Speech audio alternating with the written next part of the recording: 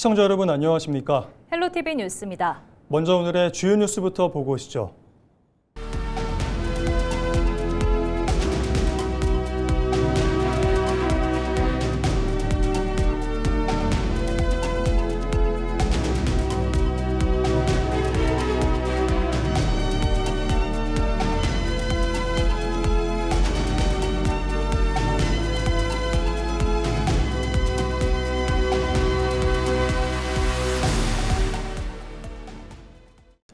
더불어민주당 이기영 김포시장 당선인이 김포 대도약을 선포하며 본격적인 행보를 준비하고 있습니다.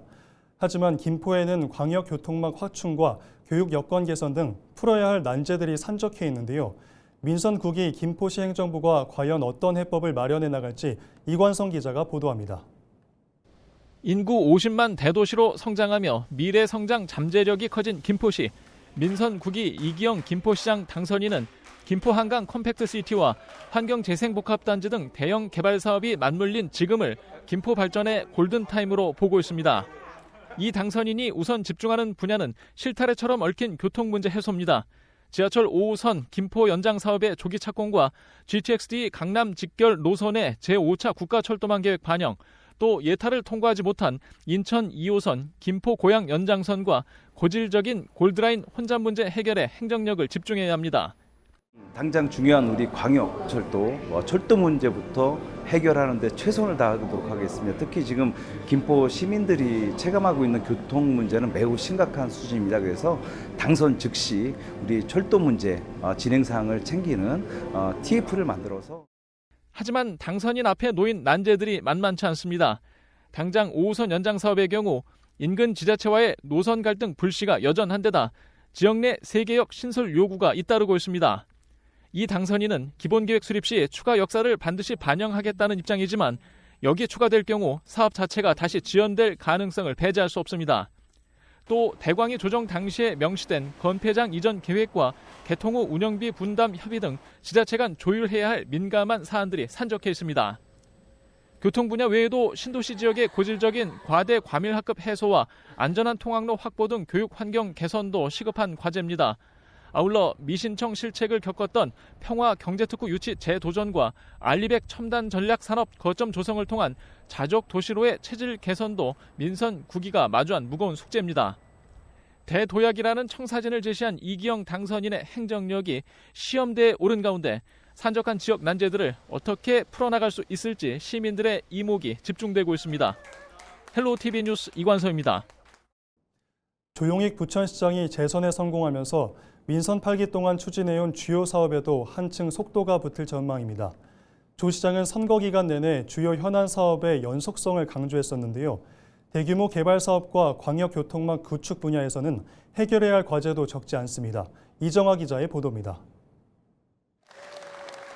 득표율 62.65%, 조용익 부천시장이 재선시장이 됐습니다. 조 시장은 선거 과정에서 부천 대도약을 위한 3대 비전을 제시했습니다. 핵심은 기업과 교통, 주거 분야 혁신입니다. 대한항공, SK하이닉스를 잇는 기업 유치를 통해 지역 성장을 약속했습니다. 지역 밀착형 AI 혁신 클러스터와 도시통합 관제센터를 고도화하는 데 집중하겠다고도 했습니다. 또 부천 종합운동장 일대 도시혁신공간 조성을 통해 도시 경쟁력을 강화하겠다는 계획도 내놨습니다. 이 가운데 지난 4년 동안 별다른 진척이 없었던 상동특별계획구역, 상동영상문화단지 개발은 반드시 풀어내야 할 숙제로 지적됩니다. 영상산업은 굉장히 쉽게 빠르게 변화하고 콘텐츠의 변화도 심합니다. 기존의 소니 픽처스와 했던 부분들이 사업을 지속 가능하게 불확실하다는 측면에 의견을 내서 사업자가 지금 CJ 등과 함께 새로운 미디어나 영상센터를 협약을 좀 준비하고 있는 단계입니다. GTX-B, GTX-D, 수도권 서남부 광역철도인 제2경인선 사업 등 광역교통망 구축도 민선 9기 주요 과제입니다. 민선 8기에서부터 추진해오던 서해선 KTX 이음열차 소사역 정차와 서울 강남권 광역급행버스 노선 확충도 있습니다. 주거환경 개선에도 관심이 집중돼 있습니다. 중동 1기 신도시 재정비 마스터 플랜을 수립해 사업 추진에 속도를 내고 원도심 재정비 사업은 주민 제한 패스트 트랙을 도입해 절차를 대폭 단축하겠다는 구상입니다. 원도심과 중동 신도시의 재건축, 시민의 부담을 줄여나가서 시민들이 꼭 더 나은 주거 환경이 되도록 노력하겠습니다. 그리고 교통의 문제, 주차장의 문제 잘 풀어나가겠습니다. 굵직한 현안 사업을 안고 출범하는 민선 9기 조용익호. 재선시장의 실행력과 추진 역량이 시험대에 오를 것으로 전망됩니다. 헬로티비 뉴스 이정화입니다. 인천시 행정체제 개편 시민소통협의체가 약 3년 6개월간의 활동을 공식 마무리했습니다. 인천시 행정체제 개편 추진단은 8일, 7월 1일 제물포, 영종, 서해 검단구 등 신설자치구 출범을 앞두고 임시청사 운영계획과 조직 등 최종 준비 현황을 공유했습니다. 시민소통협의체는 2023년 1월 4일 발족 이후 행정체제 개편 과정에서 시민 의견을 수렴하는 핵심 창구 역할을 수행해왔습니다. 황유철 위원장은 행정체제 개편이 성공적으로 마무리될 수 있도록 마지막까지 시민 불편 사항을 세심하게 살펴달라며 인천형 행정체제 출범이 지역 활성화와 균형 발전을 이끄는 새로운 전환점이 되길 기대한다라고 말했습니다. 인천시는 오는 2026년 7월 1일부터 기존 2군 8구에서 2군 9구 체제로 행정체제를 개편합니다. 부천시가 오는 26일까지 고액 상습 체납 수용가를 대상으로 수도요금 체납액 특별 정리 기간을 운영합니다.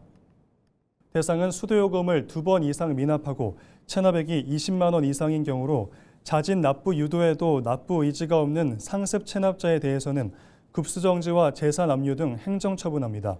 수도요금은 금융기관 방문 외에도 가상계좌 이체, 위택스, 부천시 사이버 창구, QR코드 등을 통해 납부할 수 있습니다. 부천시가 부천역 일대에서 발생한 유해 인터넷 방송 문제에 대응해 미디어 안전관리 표준 매뉴얼을 수립하는 등 공공장소 관리 체계를 구축했습니다. 이번 매뉴얼은 시민 불편 발생 시 신고부터 확인, 판단, 조치까지 이어지는 대응 절차를 구체화했으며 소음 통행 방해, 불안감 조성 등 공공질서 침해 여부를 판단 기준으로 삼아 현장 대응의 일관성을 높였습니다. 또 특정 공간에서 방송이 반복되는 문제를 반영해 범죄 예방 시설 개선과 공간관리 방안을 담는 한편 현장 대응과 체증, 관계기관 협조 등을 연계해 관리가 이어지도록 했습니다. 김포시가 아동 대상 범죄 예방과 안전한 통학을 위해 관내 초등학교 주변 30곳을 아동보호구역으로 지정했다고 밝혔습니다. 아동보호구역은 어린이 보호구역과는 별도로 범죄 예방과 안전관리 강화를 위해 지정하는데요. 학교 외곽 경계선부터 반경 500m 이내에 아동보호구역 안내 표지판을 설치해 유관기관들이 순찰 및 범죄 예방 활동 등을 강화하게 됩니다. 김포시는 올 상반기 중 우선 30개소를 지정하고 하반기에 나머지 18곳을 추가 지정해 올해 안에 김포 지역 모든 초등학교 주변을 아동보호구역으로 지정한다는 계획입니다.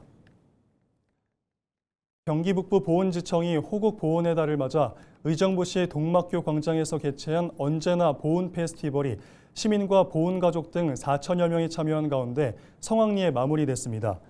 올해로 5회째를 맞은 이번 행사는 언제나 보훈을 주제로 문화예술과 보훈을 접목한 시민 참여형 축제로 진행됐으며 청소년과 지역 예술인이 기획과 운영에 직접 참여해 눈길을 끌었습니다. 행사장에서는 보훈 체험 부스와 푸드페스타, 플리마켓을 비롯해 군악대 공연과 태권도 시범, 패션쇼 등 다채로운 프로그램이 펼쳐졌습니다. 경기 북부 보훈지청은 앞으로도 시민들이 일상 속에서 보훈의 가치를 공감할 수 있는 다양한 문화 프로그램을 확대해 나갈 계획이라고 밝혔습니다. 서울시가 고유가로 인한 시민들의 교통비 부담을 덜기 위해 기후동행 카드 이용자를 대상으로 월 3만 원을 환급합니다. 환급 대상은 지난 4월 1일부터 6월 30일까지 기후동행 카드 30일권을 충전한 뒤 만기까지 사용한 서울시와 김포, 과천, 구리, 성남, 하남 시민입니다. 선불형과 후불형, 일반 청년, 청소년 등 모든 권종에 동일하게 월 3만 원이 환급되며 최대 3개월간 총 9만 원을 돌려받을 수 있습니다. 신청은 오는 10일부터 8월 31일까지 티머디 카드앤페이 누리집에서 가능하며 환급금은 확인 절차를 거쳐 6월 말부터 9월 사이 본인 명의 계좌로 순차 지급됩니다. 다만 만기 사용 전 환불한 이용자와 단기권 이용자, 티머니 카드앤페이 미가입자는 대상에서 제외됩니다. 지난 주말 사이 은평구에서 택시가 전신주를 들이받아 2명이 사망하는 사고가 발생했습니다. 7일 새벽 4시 22분쯤 은평구 수색동에서 택시가 전신주와 부딪혔습니다. 이 사고로 택시 운전자 70대 남성 A씨와 승객 40대 남성이 심정지 상태로 구조돼 병원으로 옮겨졌지만 끝내 숨졌습니다. 전신주가 파손되면서 인근 300여 세대에 전기 공급이 끊기는 피해도 발생했습니다. 경찰은 정확한 사고 경위를 조사 중입니다. 서울 은평구가 다른 지역에서 은평구로 전입한 1인 가구를 대상으로 은빛 솔라이프 사업을 추진합니다.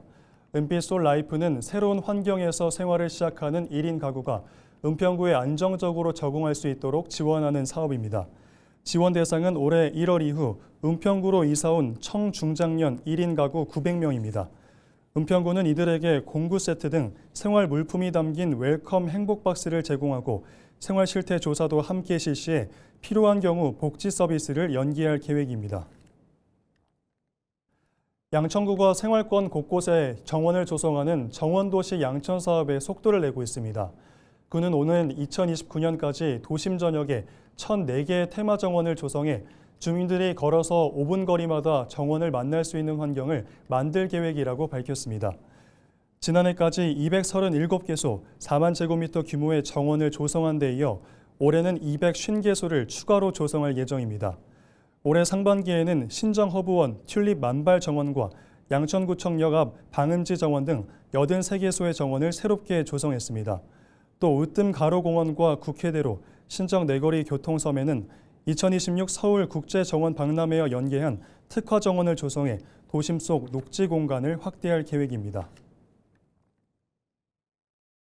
양천구가 장기 외출이나 입원 등으로 반려동물을 돌보기 어려운 주민을 위해 우리 동네 펫 위탁소를 운영합니다. 지원 대상은 양천구에 주민등록을 둔 기초생활수급자와 차상위 계층, 한부모 가족 등 경제적 취약계층과 범죄 피해자, 1인 가구 등 사회적 취약계층입니다. 경제적 취약계층과 범죄 피해자는 반려동물 한 마리당 연간 최대 10일까지, 1인 가구는 반기별 최대 5일까지 위탁보호 비용을 지원받을 수 있습니다. 위탁보호는 양천 종합동물병원과 제주내 애견유치원, 리더스 동물병원 등 지정업체 3곳에서 이용할 수 있으며 반려견과 반려묘 모두 보호가 가능합니다. 차준택 부평구청장이 3선에 성공했습니다. 그는 선거운동 당시 3선의 힘으로 지역 발전을 책임지겠다고 약속했는데요. 차 청장의 주요 공약 정리해봤습니다. 이재필 기자가 보도합니다. 차준택 부평구청장의 첫 번째 공약은 굴포천 생태하천 복원 확대입니다. 차 청장은 앞서 굴포천 생태하천 1단계 복원 사업을 마무리한 상황. 여기에 더해 부평일동 행정복지센터부터 백운쌍굴까지 1.45km 구간을 추가로 복원한다는 구상입니다. 이걸 통해서 도시가치를 좀 상승시키고 또 복원 구간에 사람들이 모이게 해서 활력을 돋고 지역 경제도 살아나는 그런 기대를 갖고 시작한 사업이었고요. 또한 자연과 사람이 같이 숨 쉴 수 있는 공간이 도심 내에 생긴다는 점에서 의미가 있습니다. 차 청장은 이와 함께 속도감 있는 주거 환경 개선을 위한 재개발 재건축 원스톱 지원센터 설치와 부평역 GTX-B 복합 환승센터 조성 추진을 약속했습니다. 그리고 1113 공병단 이전 부지에는 대형 복합 시설을, 부평 캠프마켓에는 역사와 문화가 어우러지는 공원을 조성할 것을 공약했습니다. 특히 캠프마켓에는 대형 도서관과 문화시설 등 구민의 의견이 반영된 주요 앵커 시설을 유치하겠다고 강조했습니다. 부평의 미래를 담아낼 캠프마켓이나 삼보급단, 이 군부대 이전 부지에 주민들이 원하는 공간을 채우는 일이 중요하다고 봐서 그래서 앞으로 남은 4년 동안 그 밑그림을 그리고 그 안을 채워넣는 그런 일을 꼭 해보고 싶습니다. 지방선거가 마무리됐습니다. 3선에 성공한 차 청장이 지역 주민들과의 약속을 성실히 이행하길 기대해봅니다. 헬로티비 뉴스 이재필입니다. 재선에 성공한 조용익 부천시장이 6.3 지방선거 직후 첫 출근해서 곧장 시정 현안 점검에 나섰습니다. 지난 4일 선거 이후 복귀해서 부천시 직원들의 축하를 받고 출근한 조 시장은 주요 현안과 핵심 사업 점검 회의를 주재하는 등 선거 공백 기간 시정 전반을 점검했습니다. 이어 까치울 정수장 고도 정수 처리 시설 공사 현장과 부천체육관 상수도 노후관로 교체 현장을 방문해 공정 진행 상황과 안전 실태를 확인했습니다. 또 도당 1-1 재개발 사업 구역에서는 조합 관계자와 주민 주거생활 불편 점검을 비롯해 노후주택 안전과 위생 상태를 살폈습니다. 우리 부천이 교통과 주거와 산업과 복지 여러 분야에서 경기도를 선도해 나가고 우리 시민들이 부천에 산다는 것을 자긍심을 갖도록 더 시민과 함께 하겠습니다. 또 4년 동안 준비해왔던 그리고 진행 중인 모든 사업들 더 발달시켜서 더 빌드업해 나가고 우리 부천시가 분명하게 한 단계 더 성장하고 도약하고 대전환을 잘 이루어 나가도록 온 힘을 다 쓰겠습니다.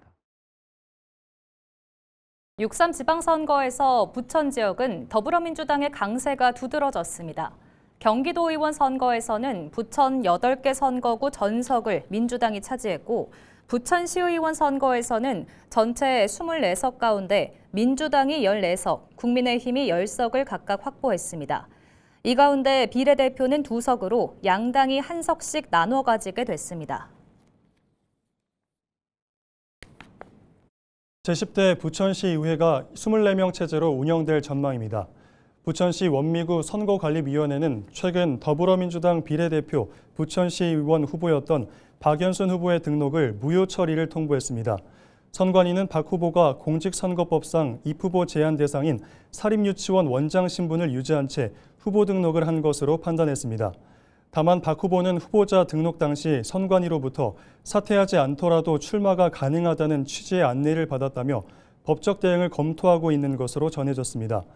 이번에 출범하는 제10대 부천시의원 비례대표는 정수와 후보자 수가 같아 박 후보는 무투표 당선을 앞두고 있었습니다. 이에 대해 경기도 선관위는 해당 후보자의 법적 대응 여부에 대해서는 사실관계를 확인 중이라며 다만 승계할 비례대표 후순위 후보가 없는 만큼 공석으로 유지된다고 설명했습니다. 이에 따라 당초 선거구 조정을 거쳐 의석 25명이 된 부천시의회는 이번 비례대표 공석 사태로 인해 사실상 9대 의회보다 3석 줄어들게 됩니다.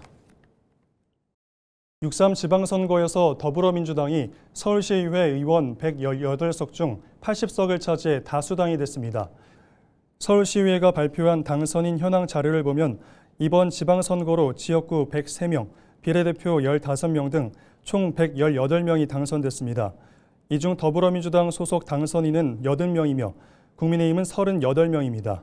당선인 중 이번 제12대 당선을 포함해 5선 의원 1명, 4선 의원 1명, 3선 의원 12명, 재선 의원 30명, 초선 의원 74명입니다.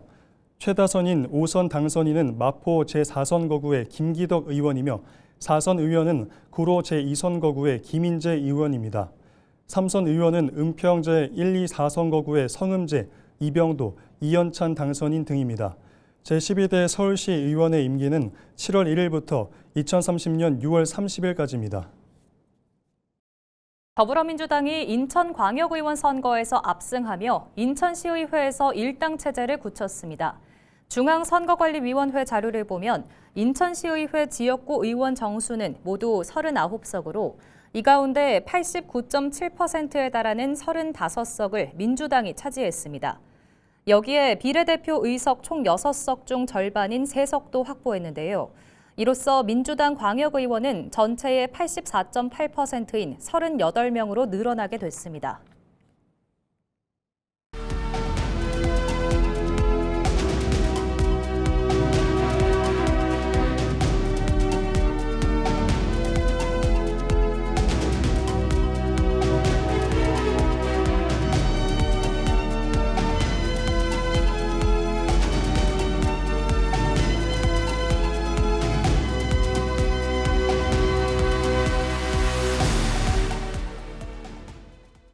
이상으로 뉴스를 마칩니다. 시청해주신 여러분 고맙습니다.